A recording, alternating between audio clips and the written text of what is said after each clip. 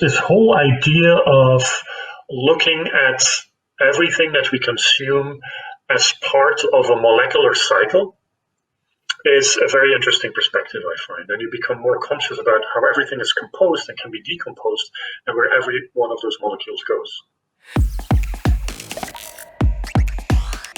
Hi there, welcome back again to the IFAMA 2020 Goes Digital show. My name is Bianca van der Haa and I'm one of the hosts of this show. I'm here together with Angelo Vermeulen. He works at the Delft University of Technology here in the Netherlands, and he is an artist, he's a biologist, and he's a space researcher. And in the previous videos, you have seen that we've been talking about research in space, living in space.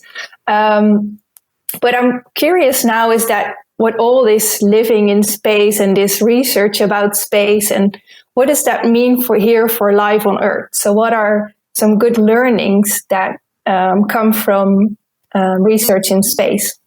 Yeah, we can learn a lot from space, and we've already learned a lot from space. There are many technologies that have come back from space to Earth. But to narrow it a bit down, let me focus a bit more on horticulture. And interestingly enough, you can see how there's potential in both directions. It's not just that horticulture, growing food in greenhouses, can learn from space, but actually space can also learn from horticulture. Let me give you just a few examples to clarify this. So one of the things that horticulture can learn from space, one of the key philosophies of designing systems for space in general is circular thinking. You try to minimize waste and to maximize reuse. This is simply because you can't just keep on shipping stuff to space. Every single kilogram you send up is extremely expensive. And this whole idea of being circular and being in certain situations extremely circular is very interesting for the future of horticulture. I mean, we are already talking about the concept of the circular greenhouse. This is the big goal, is the next step in horticulture. And this is where both worlds really overlap. For example, in the International Space Station, the water is being recycled to a very high degree. I mean, up to 90% or even more of the water is being reused, which is a pretty high percentage. But there is more potential there. So general circular thinking is definitely an area in which, here on Earth we can learn from space. One thing that I already mentioned is waste recycling. For example, the Melissa system, which is a closed-loop artificial ecosystem that the European Space Agency is developing, is actually a system in which all human waste is being recycled, is being broken down into components, and gradually being transformed into nutrients for plants. So it's a very interesting way to deal with waste. And so this whole idea of building bioreactors and all kinds of systems to break down waste, organic waste, and all kinds of molecules is once again going to be really useful, I think, within the field of horticulture, because as we all know, you grow crops, but there is a lot of the crop that you never eat. So what to do with that? And there's all kinds of interesting ways to make it more circular, more local, instead of just, for example, burning waste. There is also, of course, because of the risks of living in something like a space station, there's a lot of sensing and control of climate, of water, in very advanced ways. And these sensing and control techniques are definitely useful to apply in horticulture to control the climates in greenhouses, for example. And then there's all kinds of other things, I think, domains that are typically well developed in space, like automation, robotics, AI, that of course could contribute to your greenhouses. And then the last thing I think is an interesting one as well. One of the biggest problems in space is space. Space is very expensive, and you don't have, like in the International Space Station, it's not like you're going to have square meters of space to grow all kinds of crops. It's very limited. So you really, when you're developing systems for space, also developing systems to grow plants in space, you're going to optimize space as much as you can. And once again, for example, for urban farming, this could be very interesting to see which kind of approaches are being used there and what we can learn for Earth. So these are a series of lessons of things that we can apply from space back on Earth in the horticulture sector. And then secondly, and a bit more briefly, space can also learn from horticulture. One of the things that we'll need to do when we aim for long-term settlement of space is we need to shift to large-scale food production. We need to start growing calories, not just one or two lettuces. We really need to grow much more greater amounts of food. And this is where we can learn from the horticulture sector. They know how to grow food consistently over long terms of periods of time in large quantities. And that's what we will need when we bring people to deep space. There are also other kinds of technologies that are really interesting, I think, coming from horticulture. For example, lighting technology. Sometimes I see space researchers and space biologists experimenting with LEDs and the growth of plants, but I'm like, there's been so much research on LED lighting in horticulture.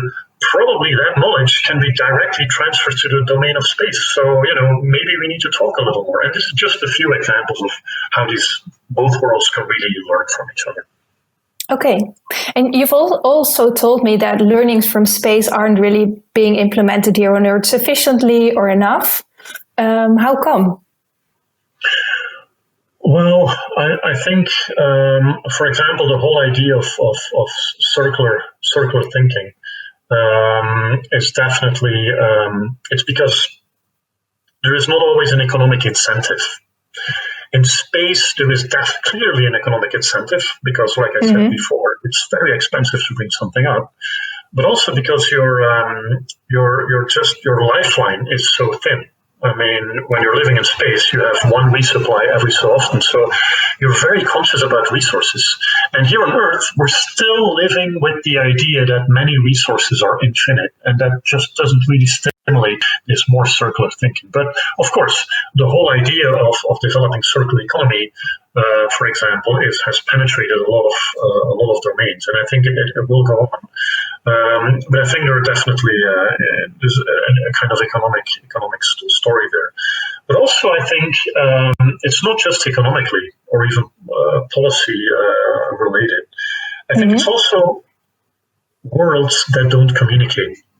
You step into the world of space exploration, and they really don't know the people of the other domains on Earth that actually could benefit, or they know about it, but they don't really collaborate.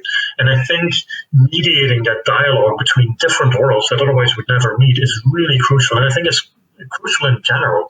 I'm all about trans-disciplinary research, bringing together different perspectives and bringing together different types of expertise to come up with really completely new, fresh solutions for the future.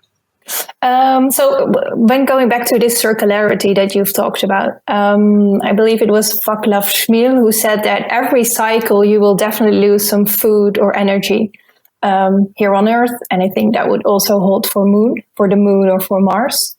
How are you going to deal with that in space? Yes, of course. That's the challenge of circularity is the losses. For example, if you're growing food, if you're doing agriculture out in the open in the fields, and you apply fertilizer, a lot of the fertilizer never gets to the plants. It just dissipates in the soil. Yes. It's not. You can't reach. So in this way, you get very inefficient systems, where you lose a lot of the material you put in and you can't really recover it. The idea of developing circular systems in space is really to try and counter that as much as possible. So one of the ways you can counter it is by using hydroponics, for example. With hydroponics, you don't use any soil in which things can disappear, but you really keep track of the nutrient content of the water, and you add nutrients when it's needed, but you don't add them when the nutrient concentration in the water is optimal. You just, so there's a much better control, and there is much less waste of water and fertilizer like this. So that's already, by using a simple technology like this, you can also already reduce that.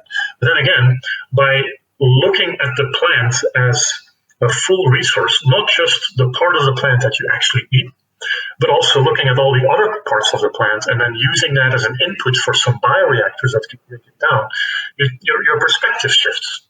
Every molecule counts. And so every component of the system, even of your crop, of your plant, of your food, every component becomes a potential valuable molecule for some process.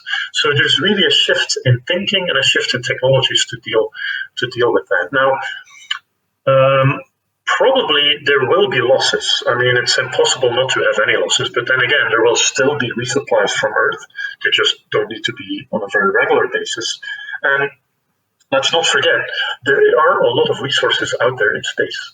I mean, this is one of the big ideas of the future settlement of outer space, is that we will not have to bring everything from Earth. I already talked about using lunar soil to create all kinds of materials, but out in space we have lots and lots of asteroids, and asteroids contain all kinds of materials, ranging from water ice to metals to organic materials.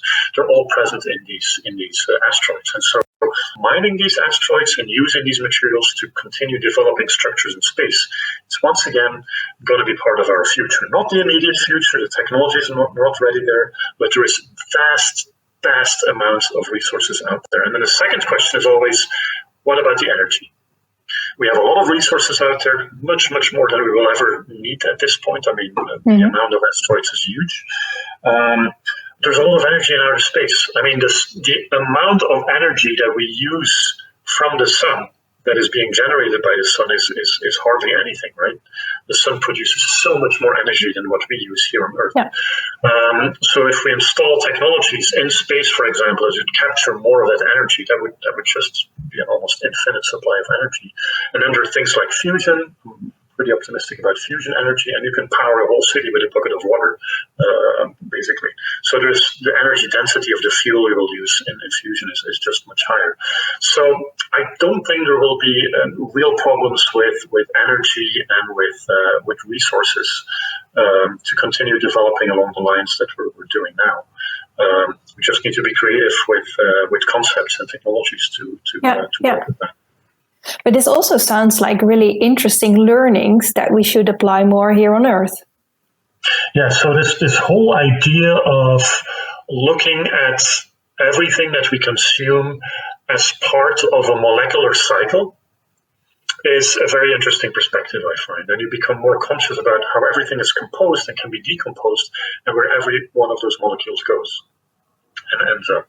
So I think that whole idea of circularity, and then also it's not just the idea of circularity, but it's also the idea of localizing certain processes. I mean, there's no point in trying to be circular when your processes are happening at the other side of the world, because then you have to transport everything there and then process it, bring it all back. Well, where's the advantage here for the environment? So you need to work with kind of local installations and local concepts. And for example, organic waste in cities is a huge resource that is not used at all. I mean, there have been studies on this, and there's a huge potential there. And you're not going to ship all that organic waste all the way out of the city. You might as well build installations in the city that produce valuable biomolecules out of it or crops out of it. And so the combination of circularity and localization is definitely something we need to address a bit more. Thank you. Is there anything that, based on this, you would like to ask the IFAMA network? Well, basically, yes. I think coming up with these circular and more autonomous systems in whatever way is definitely, there's still a lot of room for improvement, I think, and a lot of room for creativity there. Not just in growing crops, but also how to process what's being grown and how to create interesting food items. And I think, that's definitely a challenge. And I think the idea of doing this within the imagination of space exploration gives people a wider, how to put it, gives them more imagination, and it's just increasing creativity. So I really like the idea of picking up this challenge of what I just talked about, circularity and local food production, but embedding it within space exploration to augment creativity. Thank you, Angelo. You're welcome.